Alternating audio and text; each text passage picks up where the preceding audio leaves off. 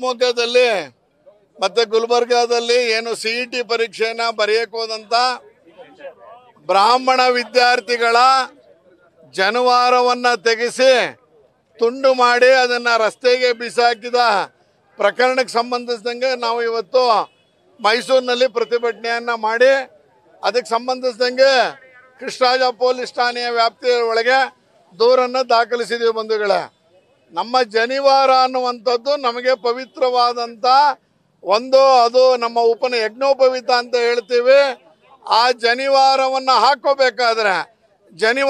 ಹಾಕೋಬೇಕಾದ್ರೆ ಗುರುಬಲ ತಾರಾಬಲವನ್ನು ನೋಡಿ ಪುರೋಹಿತರ ಜೊತೆಯಲ್ಲಿ ಯಾಗಾದಿಗಳನ್ನು ಮಾಡಿ ನಾವು ಧಾರಣೆಯನ್ನ ಮಾಡಿಸುವಂಥದ್ದು.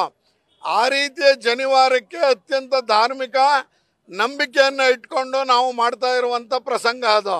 ಆದರೆ ಇವತ್ತು ಆ ರೀತಿಯ ಜನಿವಾರವನ್ನು ಏಕಾಏಕಿ ತೆಗೆಸಿ ಎಲ್ಲರ ಎದುರುಗಡೆ ಆ ವಿದ್ಯಾರ್ಥಿಗಳಿಗೆ ಮಾನಸಿಕವಾಗೂ ನೋವುಂಟು ಮಾಡಿ ಎಕ್ಸಾಮ್ಗೂ ಹೋಗಂಗಿಲ್ಲ, ಮನೆಯಲ್ಲಿ ತಂದೆ ತಾಯಿಯ ಅವ್ರಿಗೂ ಮುಖ ತೋರ್ಸಂಗಿಲ್ಲ. ಯಾಕೆ ಅಂತ ಹೇಳಿದ್ರೆ ಯಜ್ಞೋಪವೀತ ಜನಿವಾರ ಅನ್ನುವಂಥದ್ದನ್ನ ನಾವು ಅದರೊಳಗೆ ಒಂದು ಬ್ರಹ್ಮಗಂಟು ಅಂತ ಇರುತ್ತೆ ಬಂಧುಗಳೇ.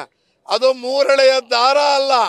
ಅದಕ್ಕೆ ನಾವು ದೇವರನ್ನು ಆಹ್ವಾನ ಮಾಡಿ, ಗಾಯತ್ರಿ ದೇವಿಯನ್ನು ಆಹ್ವಾನ ಮಾಡಿ ಆ ಬ್ರಹ್ಮಗಂಟು ಯಾವಾಗಲೂ ಭುಜದಲ್ಲಿರಬೇಕು, ಸೊಂಟಕ್ಕೆ ಬರಬಾರದು ಅನ್ನುವಷ್ಟು ಶ್ರದ್ಧೆ ಮತ್ತು ನಂಬಿಕೆಯಿಂದ ಕಾಪಾಡ್ಕೊಂಡು ಬರ್ತೀವಿ ನಾವು.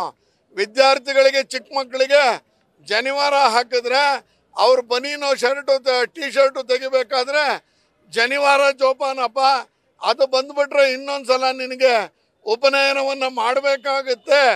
ಅದಕ್ಕೆ ತಾರಾಬಲ ಗುರುಬಲ ಎಲ್ಲ ಹುಡುಕೋದು ಕಷ್ಟ ಅಂತೇಳಿ ಅಷ್ಟು ನಾವು ಸಂಸ್ಕೃತಿಯನ್ನು ಕಲಿಸಿರ್ತೀವಿ.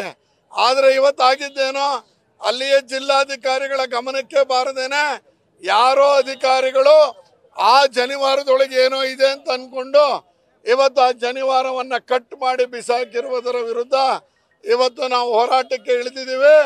ಆ ರೀತಿಯಲ್ಲಿ ಯಾರು ಸಿಇಟಿ ಪರೀಕ್ಷೆಯನ್ನು ಬರೆಯೋಕ್ಕಾಗಿಲ್ಲ, ಯಾವ ವಿದ್ಯಾರ್ಥಿ ಅವತ್ತು ಎಕ್ಸಾಮ್ಗೆ ಹೋಗೋಕ್ಕಾಗಿಲ್ಲ, ಅವನಿಗೆ ಮರುಪರೀಕ್ಷೆಯನ್ನಾದರೂ ಮಾಡಬೇಕು.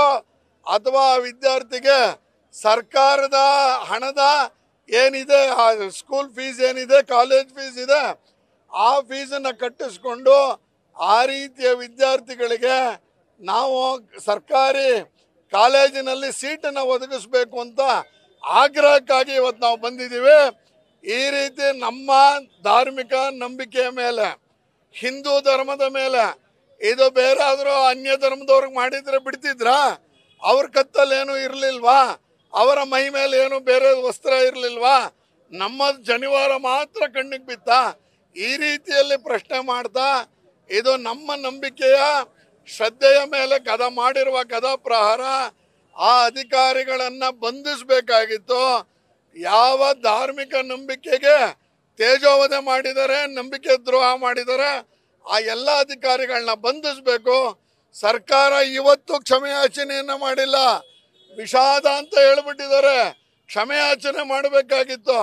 ಇವತ್ತು ಯಾವುದು ಜನಗಣತಿಯಲ್ಲಿ ಕೇವಲ 13 ಲಕ್ಷ ಅಂತ ತೋರಿಸಿರುವಂಥ ಬ್ರಾಹ್ಮಣ ಸಮುದಾಯದ ಆ ಫಿಗರ್ನ ಇಟ್ಕೊಂಡು ಇವತ್ತು ನಮ್ಮ ಮೇಲೆ ದಬ್ಬಾಳಿಕೆ ನಡೆದಿದೆ. ಅದರ ವಿರುದ್ಧ ನಾವು ಇಬ್ಬರು ಜಿಲ್ಲಾ ಪ್ರತಿನಿಧಿಗಳ ನೇತೃತ್ವದಲ್ಲಿ ರಾಜ್ಯದ ಅಧ್ಯಕ್ಷರಾದಂಥ ರಘುನಾಥ್ ಅವರಿಗೆ ಮನವರಿಕೆ ಮಾಡಿಕೊಡ್ತಾ ಮುಂದಿನ 2-3 ದಿವಸದಲ್ಲಿ ರಾಜ್ಯದ ಮುಖ್ಯಮಂತ್ರಿಯನ್ನ, ರಾಜ್ಯದ ಮುಖ್ಯ ಕಾರ್ಯದರ್ಶಿಯವ್ರನ್ನ ಭೇಟಿ ಮಾಡಿ ಎಲ್ಲ ಅಧಿಕಾರಿಗಳ ವಿರುದ್ಧ ಕ್ರಮಕ್ಕೆ ಆಗ್ರಹ ಮಾಡೋಕ್ಕೆ ಇವತ್ತು ನಾವು ಪೊಲೀಸ್ ಸ್ಟೇಷನ್ನಲ್ಲಿ FIR ದಾಖಲಿಸಬೇಕು ಅಂತ ಹೇಳಿ ಇವತ್ತು ನಾವು ಇಲ್ಲಿ ಬಂದಿದ್ದೇವೆ. ನ್ಯೂಸ್ ಫಸ್ಟ್, ನಿರ್ಭೀತಿಯಿಂದ ನಿಮ್ಮ ಪರವಾಗಿ.